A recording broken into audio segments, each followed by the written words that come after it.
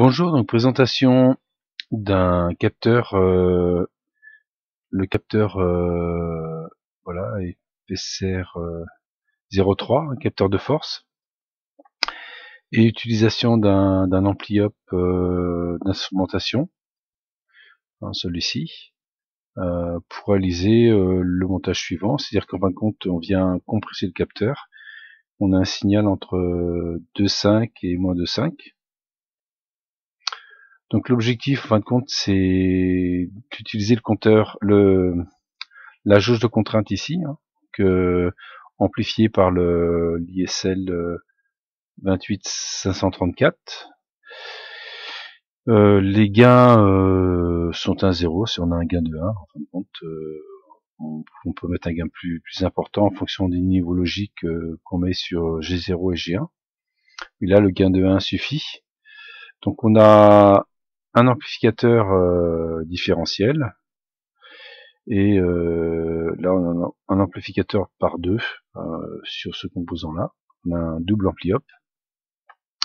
Alors l'intérêt de ce montage, c'est qu'en fin de compte, quelle que soit la contrainte statique, hein, c'est-à-dire même si la jauge est contrainte mécaniquement, en fin de compte, dès qu'on va la contraindre en dynamique, elle va envoyer sur V+ et V- une tension différentielle qui va être amplifiée.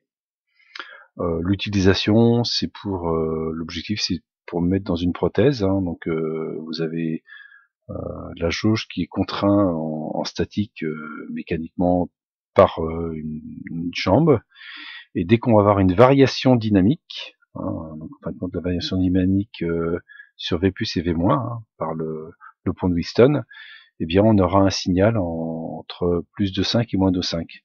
Donc là l'ampli-up est alimenté en 2,5 et moins de 5, et donc comme on a au niveau de la vidéo, dès qu'on le contraint, en fin de compte, on a des oscillations, donc on est entre 2,5 et moins de 5.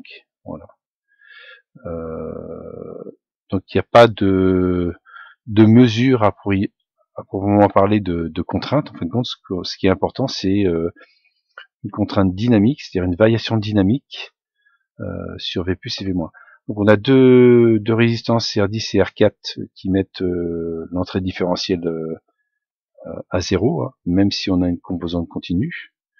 Et donc dès qu'on a une variation dynamique sur la jauge de contrainte, on a une tension en Vs ici qui oscille entre moins de 5 et plus de 5.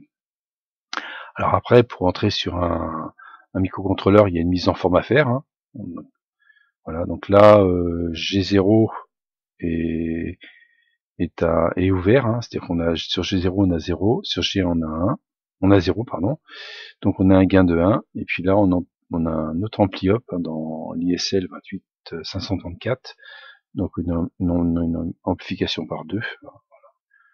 Donc montage dynamique pour une jauge de contrainte en utilisant ce composant là, et ce composant de mesure de force qui est utilisé en dynamique. Voilà. Bonne fin de journée. Au revoir.